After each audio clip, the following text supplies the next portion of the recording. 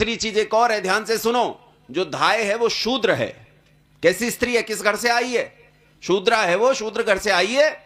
और शूद्र घर की स्त्री राजा के पुत्र को, कुल पुरोहित के पुत्र को, आचार्य के पुत्र को, ब्राह्मण के पुत्र को, राजा के पुत्र को दूध पिला रही है। ये बताओ इस राजकुमार का और इस धाय का क्या संबंध बना आपस में? बोल पड़ो। अच्छा, ये बालक मर जाएगा, कभी भूलेगा कि ये मेरी मां है? हैं? जब मैं छोटा था तो हमारे घर में एक नाइन स्त्री थी, मैंने उनका दूध पिया, आज भी मां कहता हूं। और इस उम्र में भी गुस्से में आके मार देती है। इस आयु में भी लोग पैर छूते हैं, मैं घर जाता हूं वो मार देती है और मैं पिट लेता हूं। क्यों? कौन है? मां है। इससे समाज का प्रबंधन हो रहा है, समाज आपस में जुड़ रहा है, अस्पृश्यता खत्म हो रही है, छुआछूत खत्म हो रहा है। लेकिन राजकुमार भाटी वही है जो मैंने तुम्हें बताया, उसे जो खाना है वही खाएगा। ऐसे कितने हैं, उन्हें क्या समझाएं कि ऋषि दयानंद ने क्या किया? ऋषि दयानंद कौन थे? उनका कितना बड़ा पुरुषार्थ था और उन्होंने क्या दिया? बंधुओं, इस समाज में धर्म के नाम पर फैले हुए धर्माचार्य, मैं आपको यह बात तब कह रहा हूं, यह बात का समर्थन तब कर रहा हूं, दयानंद का समर्थन तब कर रहा हूं जब इस देश में फैली जातीय व्यवस्था में जो जाति सबसे ऊपर है उसमें बैठा हूं। जनमना जाति वाले लोग जो अपने आप को खुद को ब्रह्मा से कम नहीं मानते, उनमें बैठ के कह रहा हूं कि ऋषि दयानंद ने समाज में जो समानता लाई है वो समानता लाने का किसी और का पुरुषार्थ और प्रयास नहीं रहा। और अगर किसी ने प्रयास किया है तो वो प्रयास ऋषि दयानंद के बाद का प्रयास है, पहले का नहीं है। कल्पना करके देखो, जिस समय ऋषि दयानंद ने आवाज उठाई तो कुछ आवाजें ऐसी थी जो ऋषि दयानंद से पहले उठी। जैसे मूर्ति पूजा का विरोध, ये राजा राम मोहन राय ने ऋषि दयानंद से पहले उठाया, हां के ना? ऐसा है कि नहीं है? उठाया। जड़ पूजा का विरोध उन्होंने उठाया। सती प्रथा आदि कुरीतियों का विरोध ऋषि दयानंद से पहले उठाया। लेकिन मैं चुनौती देकर कहता हूं, समाज में समानता का अधिकार प्रत्येक व्यक्ति को मिले, यह ऋषि दयानंद से पहले किसने उठाया? किसी ने उठाया? एक था इरोड वेंकट रामास्वामी पेरियार, तमिलनाडु में पैदा हुआ। इस आदमी ने समाज में जितनी गंदगी फैलाई इतनी कहीं नहीं, किसी ने नहीं फैलाई।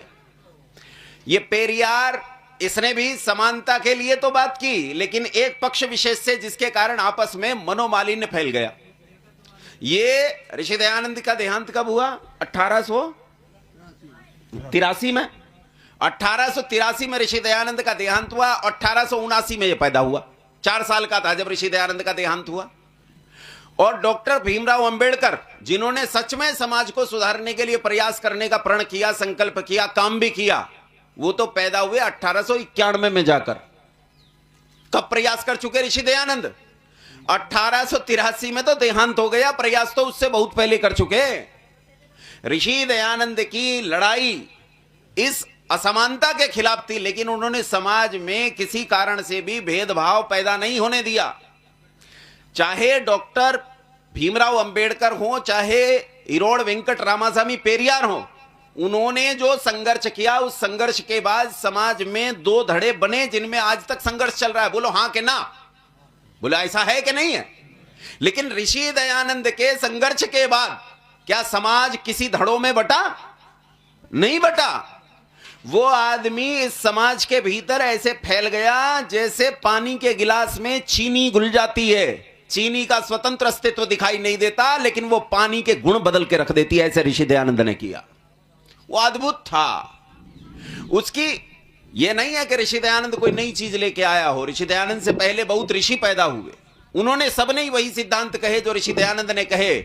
लेकिन मैं ये कहता हूं, 1000 साल के बाद, आदि गुरु शंकराचार्य के बाद, इस सकल समाज को प्रत्येक मोर्चे पर चुनौती देने वाला पहाड़ यदि कोई पैदा हुआ तो ऋषि दयानंद था।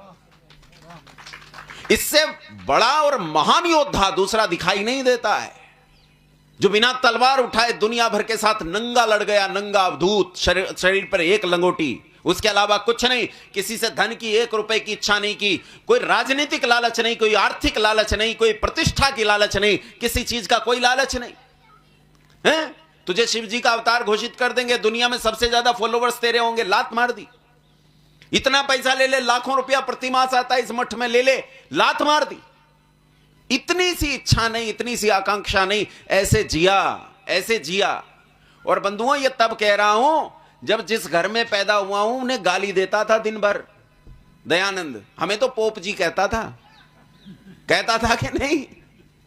तुम्हें तो जाट जी कहता था, हमें पोप जी कहता था। तब भी कहता हूं कि मेरे रोम रोम पर दयानंद का ऋण है। मेरी वाणी में बोलने का सामर्थ्य नहीं होता अगर इस देश में दयानंद पैदा नहीं होता।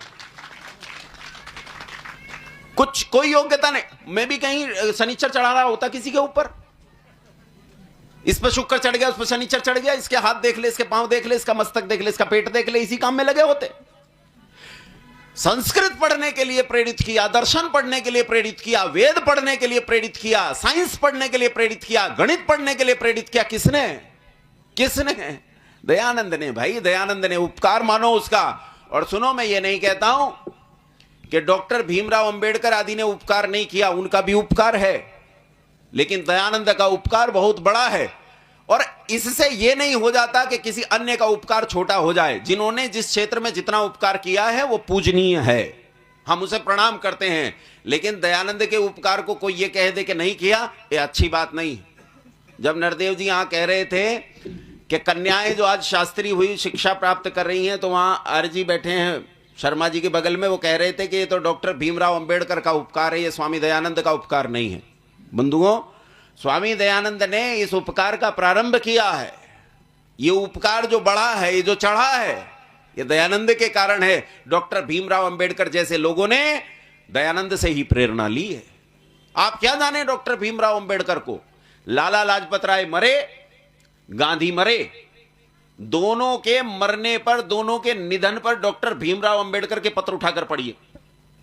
गांधी की भर्त्सना की है, और लाला लाजपत राय जो आर्य समाज के सबसे बड़े नेता थे उस काल के, उनके संबंध में कहा था कि संसार में अगर कहीं कोई दलितों का ईश्वर है, मैं तो ईश्वर को मानता नहीं, लेकिन अगर संसार में कहीं ईश्वर है तो आज दलितों का ईश्वर मर गया। ये कहा था लाला लाजपत राय के बारे में डॉक्टर भीमराव अंबेडकर ने। वो मानते थे कि दयानंद ने क्या किया, वो जानते थे। लेकिन समस्या ये है, आज अपने माथे पर अंबेडकरवादी होने का लेबल लगाकर घूमने वाले लोग केवल पेरियारवादी हैं। उन्होंने डॉक्टर भीमराव अंबेडकर जी को कभी उठाकर पढ़ा ही नहीं। पढ़ा होता तो वो जानते। वर्ण व्यवस्था के संबंध में उन्होंने लिखा है, डॉक्टर भीमराव अंबेडकर, अंबेडकर वांग्मय खंड 7 पृष्ठ संख्या 137 उठाकर पढ़ना आप। वहां लिखा है कि वर्ण व्यवस्था ही जाति व्यवस्था की जननी है। जाति व्यवस्था बुरी चीज है और इसका जन्म वर्ण व्यवस्था से हुआ, इसलिए मैं वर्ण व्यवस्था को नकारता हूं। लेकिन फिर कहते हैं, लेकिन जो वर्ण व्यवस्था ऋषि दयानंद ने दी है वो उत्तम है, उसकी बराबरी संसार में कोई नहीं कर सकता। ये डॉक्टर भीमराव अंबेडकर के शब्द हैं और स्वामी दयानंद के संबंध में है।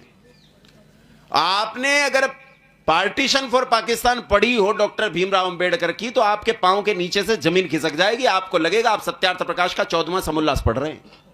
आपको ऐसा लगेगा, आपको लगेगा आप सत्यार्थ प्रकाश पढ़ रहे हैं। डॉक्टर भीमराव अंबेडकर ने पुरुषार्थ किया, लेकिन ऋषियों का पुरुषार्थ वो विलक्षण होता है। और उनमें भी मैं सच कहता हूं, लोग कहते हैं, ऋषि दयानंद से किसी ने जाकर पूछा कि क्या हम आपको ऋषि कह सकते हैं? तो ऋषि दयानंद इस पर मौन रहे और मुस्कुरा दी। उन्होंने कहा, अगर आप कपिल कणाद जैमिनी आदि के काल में पैदा होते तो आपका क्या स्थान होता स्वामी जी? तो कहा, अगर मैं कपिल कणाद जैमिनी के काल में पैदा हुआ होता तो मेरी गिनती सामान्य विद्वानों में होती। ध्यान से सुनना, यह स्वामी दयानंद का बड़प्पन है, उसकी महानता है। लेकिन मैं जितना अध्ययन करता हूं उतना निश्चयात्मक स्थिति में जाता हूं कि ऋषि दयानंद अगर जैमिनी, कणाद, कपिल और पतंजलि के काल में पैदा हुए होते तो वो ऐसे ऋषियों के लिए भी पूजनीय होते, वो भी उनके चरण स्पर्श किया करते। श्री राम और श्री कृष्ण के लिए भी पूजनीय होते यदि उनके काल में पैदा होते। ऋषि दयानंद जैसा कार्य करने वाला तो ऋषि भी पैदा होना मुश्किल दिखाई देता है, जिन्होंने इतना सम्मिलित कार्य किया हो, किसी एक विषय पर नहीं। आइए, थोड़ा सा समय चला गया। मुझे आज एक तो भाटी पे क्रोध था, फिर एक और बात आ गई कि उससे मुझे थोड़ा सा वो आ गया, तो इसलिए मेरे कुछ समय चला गया मेरे विषय का। खैर आओ, मैं अपने विषय पर आता हूं। बंधुओं, ऋषि दयानंद ने जैसा समाज में काम किया तो समाज को एक दिशा देने का काम किया, और उन्होंने समाज को बताया कि पुरुषार्थ बहुत बड़ी चीज है। छोटी चीज नहीं। उन्होंने बताया पुरुषार्थ इतना महत्वपूर्ण है कि इसी पुरुषार्थ के बल पर आप सब कुछ कर सकते हो। अच्छा, यही केवल ऋषि दयानंद ने नहीं कहा, ऋषि दयानंद से पूर्ववर्ती अन्य विद्वानों ने भी ऐसा कहा। क्या आपने श्री कृष्ण चंद्र महाराज को नहीं सुना? क्या कहते हैं श्री कृष्ण महाराज?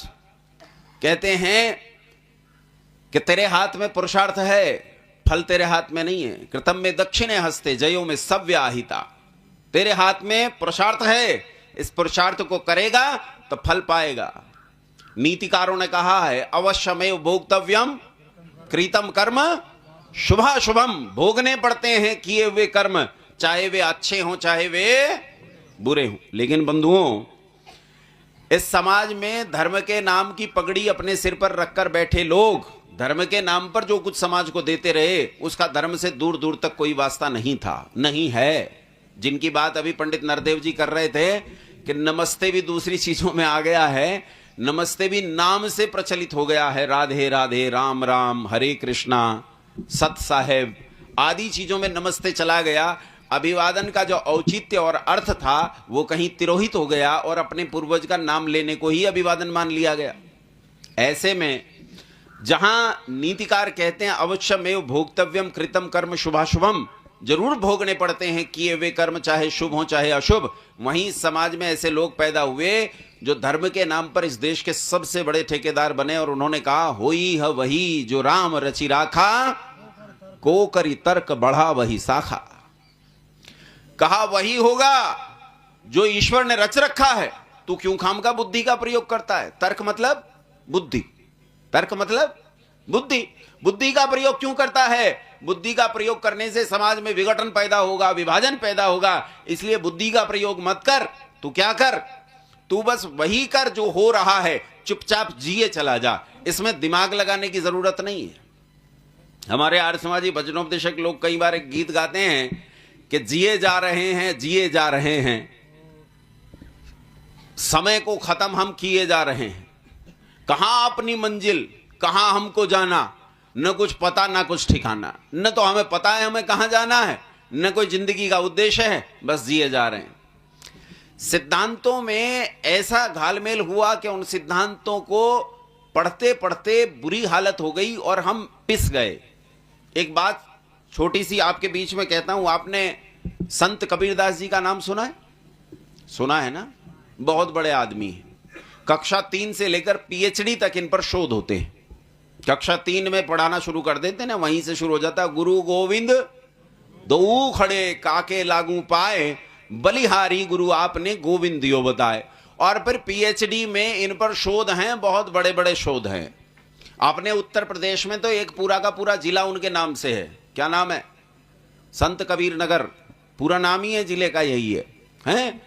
कबीरदास जी ने कहा कि साईं इतना दीजिए जामे कुटुंब समाए, मैं भी भूखा ना रहूं साधु न भूखा जाए। कहते हैं परमात्मा इतना दे दे जितने में मेरे कुटुंब का पेट भर जाए, मेरा पेट भर जाए, और मेरे घर कोई साधु सन्यासी आए तो वो भी भूखा ना जाए, इससे ज्यादा की मुझे जरूरत नहीं है। अच्छा ईमानदारी से बताओ, इतने में काम चल जाएगा? चल जाएगा? अच्छा माँ बीमार हो गई, माँ बीमार हो गई और हॉस्पिटल में गए, डॉक्टर ने कहा ऑपरेशन होगा 20 लाख लगेंगे। अब तुम क्या कहोगे डॉक्टर से? कहोगे साईं इतना दीजिए। देखो भैया, हम तो इतने तक सीमित हैं कि हमारा पेट भर जाए, हमारे कुटुंब का भर जाए, साधु को 2 रोटी मिल जाए, इससे ज्यादा हमारे पास कुछ है नहीं, तुम ऑपरेशन कर दो। अच्छा ये बताओ, करेगा डॉक्टर ऑपरेशन? सरकारी अस्पताल में भी दवाई का और सर्जिकल जितने सामान होते हैं उनका खर्चा होगा कि नहीं होगा? होगा ना। बिना दवाई के काम चलता है? थोड़ी थोड़ी सी दवाई, बुखार उतारने की दवाई दुकान पे लेने चले जाओ तो पता चलता है कि क्या औकात है, कितनी महंगी है। आजकल तो आयुर्वेदिक दवाइयां भी पहुंच से बाहर पहुंच रही हैं। एलोपैथिक की तो बात छोड़ दो, आयुर्वेदिक दवाइयां गरीब आदमी की पहुंच से बाहर होती जा रही हैं। कुछ हॉस्पिटल खुले हैं, मैं नाम तो नहीं लूंगा, कुछ हॉस्पिटल खुले हैं, भाई राजीव दीक्षित की मृत्यु के बाद उन्होंने उन्हें अपना धंधा बना लिया आयुर्वेद को, और इतने महंगे कर दिए हैं जिसका हिसाब नहीं। बोले हमारे यहाँ के 4 दिन रुको, बस 80,000 रुपए में हम आपकी चिकित्सा कर देंगे। तेरा नाश हो जाए, 80,000 रुपए 4 दिन के, और कह रहा बस 80,000 रुपए में चिकित्सा कर देंगे, हैं? तो अगर कबीरदास जी की माने तो जब डॉक्टर 20 लाख मांगेगा तो क्या होगा? हैं? दो उपाय हैं। पहला उपाय तो है कि कर्जा लो, कर्जा लोगे, चोरी करोगे, डकैती करोगे, यही करोगे। और ऐसे तो प्रमाण भी हैं शास्त्र में, ऐसे लोग भी तो हुए हैं जिन्होंने संस्कृत तक में लिख दिया, यावत जीवेत सुखम जीवेत ऋणम कृत्वा घृतम पीवेत, जब तक जियो सुख से जियो, कर्जा लो और घी पियो। है, संस्कृत में है, संस्कृत भाषा में लिखा हुआ है कि कर्जा लो और घी पियो, मजे करो, तुम्हें काम करने की कोई जरूरत नहीं। कब तक पियो? कहते पीतवा पीतवा पुनर्पीतवा यावत पतति भूतले, जम के पियो। कब तक? यावत पतति भूतले, जब तक जमीन पे ना गिर पड़ो। हालांकि यहां कुछ और पीने की बात है। और फिर कहते हैं अगर गिरी ही पड़ो तो क्या करो? तो कहा पुनरुत्थाय वही पीतवा, फिर उठो और फिर पियो। पुनर्जन्म न विद्यते। कोई परमात्मा शर्मात्मा नहीं होता, जम के पियो, दारू पियो, नमक चाटो, इसी में जीवन बिताओ, ये उन्होंने बताया। अच्छा, दूसरा उपाय यह है कि आप मां से जाकर कहो, मां तू तो जानती है कि मैं कबीरदास जी के दोहे पढ़ता था, तो मेरे पास तो इकन्नी है नहीं, अब एक ही उपाय है, तू मर जा, इसके अलावा क्या? अच्छा, तुम्हारे बच्चे का एमबीबीएस में एडमिशन हो जाए तो क्या करोगे? एमबीबीएस में ठीक ठाक से कॉलेज में पढ़ाने में तुम्हें 80 लाख से 1 करोड़ रुपए तक का खर्च लग जाएगा। तो इतना खर्च कहां से लाओगे? तुम तो कहोगे साईं इतना दीजिए, जामे कुटुंब समाए हैं। अरे सोचो, हमें यही दोहा सुनाने वाले बाबा इस देश में आज भरे पड़े हैं। इतने बाबा हैं, इतने बाबा हैं, इन लोग नेताओं को कहते तो हैं, लेकिन मुझे तो ऐसा लगता है कि ये पूरा देश बाबाओं से भर गया। अंतरराष्ट्रीय बाबा हैं, राष्ट्रीय बाबा हैं, प्रदेश के बाबा, जिले के बाबा, पानी वाला बाबा, पायलट बाबा, गोल्डन बाबा, सब्जी वाला बाबा, अचार, कितने बाबा हैं। ये ढोलक हटा दो, हरिओम हरिओम करते 3 निकल आएंगे इसके नीचे से। पूरे देश में बाबा ही बाबा है। अच्छा, ये बाबा हमें क्या कहते हैं? बेटा संतोष रख। क्या कर बेटा? संतोष रख। लेकिन हमें संतोष की शिक्षा देने वाले ये बाबा, इनके अपने जीवन कैसे हैं भाई? अरे बताओ, गरीब हैं कि पैसे वाले हैं? कैसे पैसे वाले? अरे इनके पास अपने पर्सनल विमान हैं, चार्टर्ड प्लेन हैं, हजारों हजार एकड़ जमीन में इनके आश्रम बने हैं। एक पकड़ा गया उधर गुजरात में, हैं, वो बाबा नहीं बापू था, परिंसारों का बापू था, वो पकड़ा गया था कि नहीं? जेल में है अभी। एक हरियाणा में पकड़ा गया। जिस दिन गिरफ्तारी देने आया उस दिन 800 गाड़ियों का काफिला था, 5 गाड़ियां बीच में थी जिसमें उसके हमशक्ल बैठे थे, लैंड क्रूजर, तुमने तो नाम भी नहीं सुना, कई करोड़ की गाड़ी है।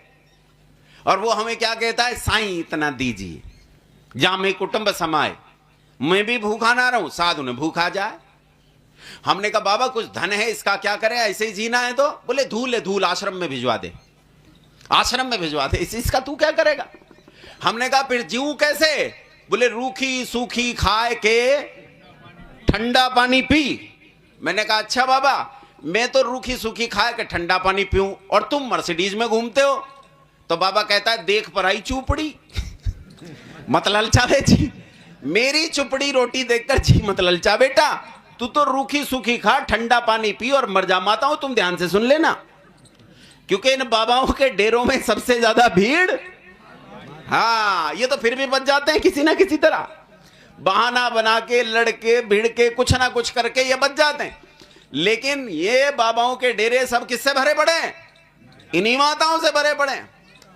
बंधुओं, इतने बड़े बड़े बाबा हैं जिन्होंने विदेश में टापू खरीद रखे हैं। इतनी संपत्ति है जिसकी तुम कल्पना नहीं कर सकते। छोटे मोटे देश का बजट चला सकता है एक एक बाबा है। वो हमें शिक्षा देता है, कहता है संतोष रख। उसने महाराज पुरुषार्थ करना, ना पुरुषार्थ की जरूरत नहीं, तो संतोष रख। लड़का इनके जाल में फंसा रहता है, लड़की इनके जाल में फंसी रहती है, उसे कहते हैं मंत्र दान ले ले, तेरा पर्चा खोल दूंगा। पर्चे खोल देते ना बाबा, है ना? नाम नहीं लूंगा मैं, धीरेन्द्र शास्त्री का, तुम समझ जाना। वो पर्चे खोल देते हैं। तुम जानते हो ये जो माइक है ना, ये माइक, और तुम कान में लीड लगाकर सुनते हो, उसे रिसीवर कहते हैं। वो जो रिसीवर है वो चावल के दाने के जितना बारीक आता है, उसे मैं कान में यहां चिपका लूं, हैं, और तुम एक माइक अपनी जाड़ के नीचे चिपका लो बारीक सा चावल के दाने जितना, तो इस दीवार के पड़े खड़े होकर तुम जो बोलोगे वो मुझे मेरे कान में सुनाई देगा। सुनेगा कि नहीं? तुम वहां बोलोगे, यहां मुझे सुनेगा। तो वहां तुम कहते हो कि बाहर एक पीले कपड़े में एक बाबा है जिसने सफेद रंग की धोती पहन रखी है, इसकी लड़की मर गई है, यहां आया है। फिर मैं यहां से बोलूंगा, बोले बाहर एक बाबा है, वो वहां मेरठ से आया है, पीले कपड़े पहने हैं, सफेद धोती है, उसकी लड़की मर गई है, उसका पर्चा खुलेगा, यहां आ जाओ। अरे भैया, तकनीक की दुनिया है, तकनीकी की दुनिया है, हम सब जानते हैं। किन्हें बताते हो, किन्हें चलाते हो? लेकिन ये भोले लोग ये बात को समझते नहीं और इन बाबाओं के चक्कर में पड़े हुए अपने जीवन को नष्ट करते हैं। ये पुरुषार्थ पर जीना नहीं चाहते, चमत्कार पर जीना चाहते। गुरुकुल कांगड़ी में एक प्रोफेसर हुए, उनका नाम था पंडित चमुपति एमए। मेरी ओर ध्यान दो। पंडित चमुपति एमए ने कहा कि चमत्कार मूर्खों में धर्म होता है, चमत्कार मूर्खों ही में धर्म होता है। विद्वानों के लिए पुरुषार्थ ही धर्म होता है, पुरुषार्थ के अलावा दूसरा कोई विकल्प नहीं होता। इन बाबाओं ने भैया ऐसे ऐसे दोहे रच दिए और सारी दुनिया इस जाल में फंसी पड़ी है। होई है वही जो राम रचि राखा, को करी तर्क बढ़ा वही शाखा। और क्या कहते हैं, राम भरोसे बैठकर रहो खाट पर सोए, अनहोनी होनी नहीं और होनी हो सो होए।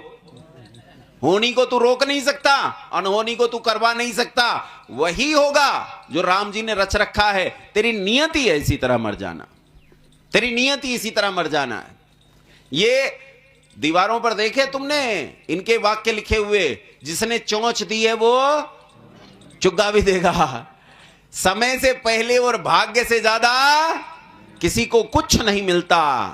ये कहते हैं पुरुषार्थ करने की कोई जरूरत नहीं, घर में बैठो और घर में जितना धंधा है वो आश्रम में भिजवा दो, इसी से चलेगा। आश्रम किसे कहते हैं? आ उपसर्ग के साथ जब श्रम शब्द जुड़ता है, आ का अर्थ होता है सहित, और श्रम तो तुम जानते हो मेहनत को कहते हैं। जहां मेहनत सहित रहा जाए उसे आश्रम कहते हैं। इनके आश्रम में एयर कंडीशन लगे हैं, मर्सिडीज गाड़ियां खड़ी हैं, वॉशिंग मशीन हैं, हेलीकॉप्टर्स हैं। बोलो वो आश्रम है कि निःश्रम है? अरे वहां तो बिना श्रम के रहा जाता है, वहां श्रम करने की कोई आवश्यकता नहीं है भैया। श्रम तो वहां होता है जहां सुबह उठ के जंगल जाते हैं, लकड़ी बीन के लाते हैं कि रोटी जलाकर चूल्हे में, लकड़ी जलाकर चूल्हे में रोटी बनाई जा सके, उसे आश्रम कहते हैं। ये तो निःश्रम है, यहां तो श्रम है ही नहीं, यहां तो मेहनत है ही नहीं। बंधुओं, विद्वान कहते हैं कि परिश्रम के बिना कुछ भी चलने वाला नहीं है। गीता सुनी है तुमने? गीता में श्री कृष्ण ने अर्जुन को किसका उपदेश किया? चमत्कार का या कर्म का? किसका उपदेश किया? क्या कहा? सुनो, श्री कृष्ण ने तो बस दो बातें कही थी, उन्हें विस्तार करके ऋषि व्यास ने हमारे बीच में गीता उपस्थित की है, क्योंकि वो कवि थे तो उन्होंने फैलाकर हमारे बीच में रख दी। उन्होंने बस दो बातें कही। पहली, ईशावास्यम इदम सर्वम यत्किंच जगत्यान जगत तेन त्यक्तेन भुंजिता माग्रद कस्य स्विद्धनम। और दूसरी, इसी ईशावास्योपनिषद का दूसरा मंत्र, कुर्वन्ने वेह कर्माणि जिजीविषेत शतम समाह। बंधुओं, उन्होंने कहा कि कर्म के सिवाय तुम्हारे पास कोई दूसरा मार्ग नहीं है, कर्म ही एकमात्र मार्ग है, पुरुषार्थ ही एकमात्र मार्ग है। इसी पुरुषार्थ पर बैठकर तुम आगे जा सकते हो, दूसरा तुम्हारे पास कोई उपाय नहीं है। इसे ही फैला दिया गया। अब फैलाने वाले भी कौन होंगे नहीं कह सकते, कितने होंगे नहीं कह सकते, कितने बढ़ाया होगा नहीं कह सकते। 4,500 श्लोक से जय नाम का एक ग्रंथ ऋषि व्यास ने लिखा। उनके जीते जी उनके छात्रों ने 5,500 श्लोक इसमें और मिला दिए। कितने बन गए? 4.5 और 5.5 10 हो गए। 10,000 श्लोक का जब यह ग्रंथ बना तो इसका नाम जय नहीं रहा, इसका नाम बन गया भारत। और आज उसमें 1.5 लाख श्लोक पाए जाते हैं, उसका नाम है महाभारत। यानी असली कितने हैं और नकली कितने हैं? 1,40,000। अब यह सोचो कि दूध में पानी मिलाया जाता है, इधर तो उल्टा ही है, पानी में दूध के छींटे दिए गए हैं। चरणामृत पिया है कभी? चरणामृत पिया है? मुझे बड़ा शौक था बचपन में, वो तुलसी उलसी घोट के देते थे। वो चरणामृत में क्या करते हैं, पानी में 2-4 छींटे दूध के मार देते हैं। ऐसा ही हो गया है और हम उस पानी को पीकर सोच रहे हैं इससे हमारी पुष्टि होगी। बंधुओं, इन बाबाओं ने इस देश का बेड़ा गर्क करके रख दिया है। ये बाबा नहीं है, जैमर है, जैमर। जहां बाबा होता है वहां वेद विद्या का नेटवर्क नहीं आने देता। एक मशीन होती है जैमर, जहां जैमर लग जाए वहां नेटवर्क नहीं आता मोबाइल का। हम लोग अभी अंतर्राष्ट्रीय आर्य महासम्मेलन में गए थे, तो जिस दिन मोदी जी आए उस दिन नेटवर्क खत्म हो गया। क्यों? वो कोई गड़बड़ी ना हो जाए, इसलिए वहां पुलिस ने लाके जैमर खड़े कर दिए और जैमर के कारण वहां नेटवर्क नहीं आ रहा था। तो ये जो बाबा है ये जैमर है। जहां बाबा होता है वहां वेद विद्या का नेटवर्क नहीं आता। और ये जिसका खून चूसता है उसी के शरीर पर जिंदा रहता है। परजीवी जैसे होता है, जूं होती है शरीर में, परजीवी जिसका खून चूसती है उसी के शरीर पर रहती है। ऐसा ही बाबा है, ये चेलों के ऊपर जीता है और चेलों का ही खाता है, लेकिन चेलों को उपदेश नहीं करता। बंधुओं, आचार्य चाणक्य से पूछो कि कैसे जिए, तो आचार्य चाणक्य कहते हैं सुख से जियो। कैसे जियो? सुख से। हमने पूछा आचार्य सुखस्य मूलम किम, तो आचार्य कहते हैं सुखस्य मूलम धर्मः। हमने पूछा आचार्य धर्मस्य मूलम किम, तो कहते हैं धर्मस्य मूलम अर्थः। धर्म का मूल अर्थ है। अर्थस्य मूलम किम, अर्थस्य मूलम राज्यम, राज्यस्य मूलम किम, राज्यस्य मूलम इंद्रिय जयः, इंद्रिय जयस्य मूलम किम, इंद्रिय जयस्य मूलम वृद्धोपसेवा। ध्यान से सुनो, ये कहते हैं आचार्य चाणक्य कि सुखस्य मूलम धर्मः, सुख का मूल धर्म है। यदि तू सुख चाहता है तो क्या कर? धर्म का पालन कर। धर्म किसे कहते हैं? तो धर्म को जांचा जा सकता है कि मैं अभी धर्म कर रहा हूं या नहीं। उसके ऋषियों ने लक्षण बताए हैं दो प्रकार से। एक स्थान पर ऋषि मनु कहते हैं धृति क्षमा दमोस्तेयम शौचम इंद्रिय निग्रह धीर विद्या सत्यम अक्रोधो दशकम धर्म लक्षणम। ये 10 धर्म के लक्षण हैं। अगर तुम्हारे भीतर इनमें से कोई एक भाव का उल्टा भाव उत्पन्न हो रहा है तो मतलब तुम धर्म में नहीं अधर्म में हो। धृति, धैर्य, अगर तुम्हारे भीतर बेहद उतावलापन है इसका मतलब तुम अभी धर्म में नहीं। तुरंत समझ जाओ कि मैं धर्म की स्थिति में नहीं हूं, मामला बिगड़ेगा, इसलिए उस समय किए जाते हुए काम को रोक दो। अक्रोध, यह धर्म का लक्षण है। यदि तुम क्रोध में हो और कोई निर्णय लेना चाहते हो तो अपने आप को रोक दो, क्योंकि अधर्म के दौरान लिया जा रहा फैसला है, गड़बड़ ही होगा। इसलिए पहले शांत हो जाओ, जब अक्रोध की स्थिति हो तब डिसीजन लो, तब निर्णय लो। ये लक्षण हमें बताते हैं कि धर्म क्या है, अधर्म क्या है, कैसे करना चाहिए। धर्म अधर्म का निर्णय कैसे होगा, इसके लिए अन्य स्थान पर ऋषि मुनि लोग कहते हैं श्रुति स्मृति सदाचारः स्वस्य च प्रियमात्मनः एतत् चतुर्विधम प्राहु साक्षात धर्मस्य लक्षणम। धर्म के 4 साक्षात लक्षण हैं। ध्यान से सुनो क्या क्या है। कहा श्रुति, स्मृति, सदाचार, और फिर कहा स्वस्य च प्रियमात्मनः। इस बात को उल्टा समझो, जैसा अपने लिए उचित न समझते हो वैसा व्यवहार दूसरों के साथ नहीं करना चाहिए। या यूं कह दो, जैसा अपने आप को अच्छा लगे वैसा व्यवहार दूसरों के साथ करना चाहिए। हमें नमस्ते पसंद है तो दूसरों को क्या करें? नमस्ते। हमारे एक स्वामी जी थे, आचार्य जी थे, आचार्य सत्यप्रिय जी। अब तो वो नहीं रहे, देह पूरी हो गई उनकी।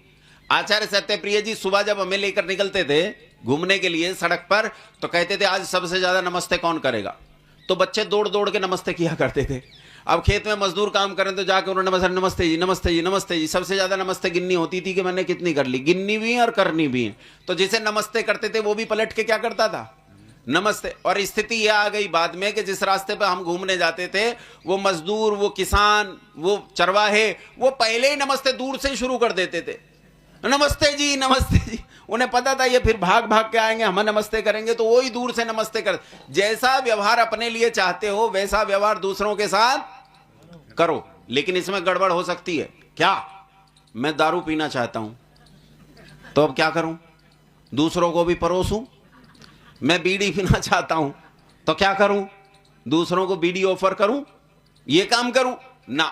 इससे पहले एक शब्द आया कि वो व्यवहार जो तुम अपने साथ चाहते हो और दूसरों के साथ तुम्हें करना चाहिए, वो व्यवहार कम से कम सदाचार होना चाहिए। क्या होना चाहिए बोलो?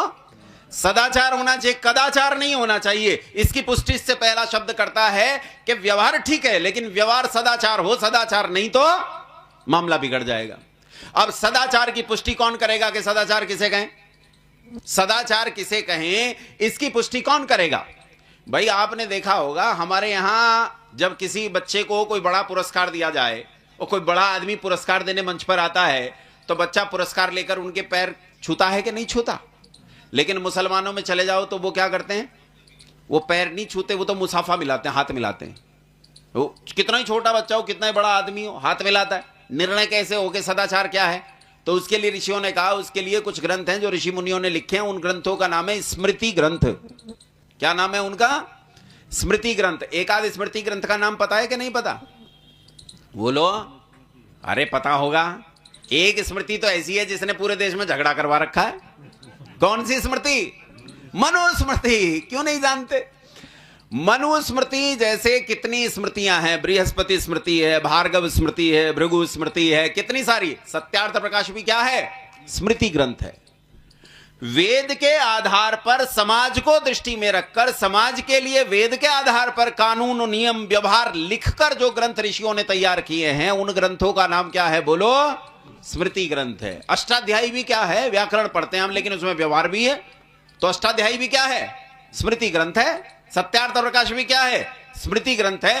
कहा स्मृति ग्रंथ तय करेगा कि सदाचार क्या है, लेकिन स्मृति ग्रंथ में गड़बड़ हो सकती है, बिगाड़ हो सकती है कि नहीं? है कि नहीं? है। मनुस्मृति में बिगाड़ है कि नहीं है? है भाई, है। मनुस्मृति को कहते हैं डॉक्टर भीमराव अंबेडकर ने चलाया, हालांकि यह बात झूठी है। डॉक्टर भीमराव अंबेडकर के सामने चलाया गया, उन्होंने नहीं चलाया। हां, पर यह अनुमोदित कर्म तो है ही, अनुमोदित तो मानना ही चाहिए। उनके सामने जला दिया गया, वो देखते रहे और उनके सामने जलती रही। मनुस्मृति में ऐसी गड़बड़ियां हैं जिन गड़बड़ियों ने समाज को खराब किया है। जैसे यज्ञों में पशु बलि कहां से आई? इसी मनुस्मृति से आई। मनुस्मृति में कहीं कहीं स्त्रियों पर भी और कहीं कहीं शूद्रों पर भी अत्याचार आदि का भी किंचित किंचित वर्णन मिलता है, और कहीं एक गड़बड़ी कर्मकांडों के दौरान भी मनुस्मृति में लिखी है। ये किन्होंने की है? ये उन्होंने की हैं जिन्होंने 4,500 श्लोक का महाभारत बढ़ाकर 1,40,000 का कर दिया है। जिन्होंने ये बिगाड़ किए हैं उन्होंने ही मनुस्मृति में बिगाड़ किए हैं। अगर मनुस्मृति दूषित होती तो ऋषि दयानंद मनुस्मृति का उपयोग न करते। मनुस्मृति को ऋषि दयानंद ने सत्यार्थ प्रकाश में सबसे प्रमुख ग्रंथों में से एक माना है, और स्थान स्थान पर सबसे ज्यादा उद्धरण जिसके दिए हैं वो किसके दिए हैं? मनुस्मृति के दिए हैं। इसका मतलब मनुस्मृति एक पवित्र ग्रंथ था, लेकिन बाद में उसे बिगाड़ करके उसमें मिलावट की गई। अच्छा, मिलावट कौन करेगा? पोप जी ने की। किसने की मिलावट? पोप जी ने की। पोप जी को कहा गया कि भैया ये 10 गांव ले ले, और 10 सच्चे ब्राह्मणों ने तब भी नहीं की, गर्दनें कटवा दी, मिलावट नहीं की, जान दे देंगे, अपने ग्रंथों को हाथ नहीं लगाने देंगे। लेकिन उन्हें कहा 10 गांव का जमींदारा ले ले, इतने श्लोक रख दे, और वो श्लोक रच दिए गए, बिगाड़ पैदा हो गया। इस तरह बिगाड़ होते होते मनुस्मृति जैसे ग्रंथ भी दूषित हुए, जिन्हें बाद में अभी गुरुकुल कांगड़ी के उपकुलपति रहे डॉक्टर सुरेंद्र कुमार ने शोध कर बहुत अच्छे से तैयार किया है। आप मनुस्मृति को पढ़ेंगे तो उनके पुरुषार्थ को जानेंगे, उन्होंने कितना सुंदर काम किया है। मनुस्मृति को पढ़ना चाहिए, जो डॉक्टर सुरेंद्र कुमार ने अभी इस समय परिवर्धित की है, संशोधित की है, उसे पढ़ना चाहिए। मनुस्मृति में भी बिगाड़ हो सकता है तो अन्य स्मृतियों में भी बिगाड़ हो सकता है। तो कहा, देखो ध्यान से सुनो, जैसा व्यवहार दूसरों के साथ अपने साथ चाहिए वैसा दूसरों के साथ करो, लेकिन उससे पहले सदाचार हो। क्या हो वो? सदाचार वो जिसे स्मृति पुष्ट करे। और स्मृति में भी बिगाड़ हो तो फिर कहा एक अंतिम प्रमाण है, और उस अंतिम प्रमाण का नाम है श्रुति। क्या नाम है उस अंतिम प्रमाण का? श्रुति, यानी वेद। वेद निश्चयात्मक है, वेद स्वतः प्रमाण है, परतः प्रमाण नहीं है। वेद में मिलावट का होना संभव नहीं है। उसका कारण है वेद की भाषा को दुनिया में कोई जानता नहीं। वेद में जो संस्कृत है वो संस्कृत ऋषि पाणिनि वाला नहीं है। ऋषि पाणिनि तो अब पैदा हुए महाभारत के भी 200 साल बाद, यहां पैदा हुए, महाभारत बीत गया, 200 साल बीत गए, अब ऋषि पाणिनि पैदा हुए, कात्यायन पैदा हुए, पतंजलि पैदा हुए, अब व्याकरण आया ये वाला। तो इसका अर्थ है जो 2 अरब साल पुराना वेद है उस वेद में ये वाला व्याकरण तो नहीं है। संस्कृत तो है लेकिन ये वाला व्याकरण नहीं है, तो उसकी जो भाषा है, उसका जो व्याकरण है वो अलग है। वहां शब्द रूप और धातु रूप भी अलग चलते हैं। इसलिए वेद की भाषा को तुम नहीं जानते तो उसमें मिलावट भी। अच्छा, हाथ खड़े करो, तुम में से कौन कौन मिलावट कर सकता है? वेद में कर सकता है कोई? मुल्ला कर सकता है? बोलो। ईसाई कर सकता है? पंडित जी कर सकते हैं? नहीं कर सकता। मिलावट संभव ही नहीं है वेद में। इसलिए वेद परतः प्रमाण नहीं है, स्वतः प्रमाण है। इसमें कभी कोई मिलावट का होना संभव नहीं है, इसमें मिलावट संभव नहीं है। तो कहा आचार्य चाणक्य ने सुखस्य मूलम धर्मः, सुख का मूल धर्म है। तू धर्म को ठीक से जान और धर्म का व्यवहार कर। और धर्म का बहुत आसान सा उपाय ऋषि दयानंद हमें बताकर गए, वेद की आज्ञा का पालन करना ही धर्म है। वेद कहता है अक्षयर्मा दिव्य, जुआ मत खेलो, तो ये हमारे लिए धर्म है कि हम जुआ न खेलें, हमें जुआ नहीं खेलना चाहिए। वेद कहता है सत्यम व धर्मम चर प्रजातंतुम मां व्यवच्छेदसी, तो ये हमारे लिए धर्म है, जैसा जैसा हमें आदेश दिया गया इसे पालन करना चाहिए। फिर कहा धर्मस्य मूलम अर्थः, धर्म का मूल अर्थ क्या है? अर्थ है। धर्म को व्यवहार में बिना अर्थ के लागू नहीं किया जा सकता। यहां दो चीजें कॉन्ट्राडिक्टरी हैं, अलग अलग हैं, विरोधाभासी हैं। वो क्या दिखाई देती है मैं बताता हूं। एक स्थान पर नीतिकार कहते हैं धर्म कामेश्व सक्ता नाम अर्थ कामेश्व सक्ता नाम धर्म जानम विधीयते, कि अर्थ और काम में फंसा हुआ व्यक्ति कभी धर्म को जान नहीं सकता। किस किस में फंसा हुआ? अर्थ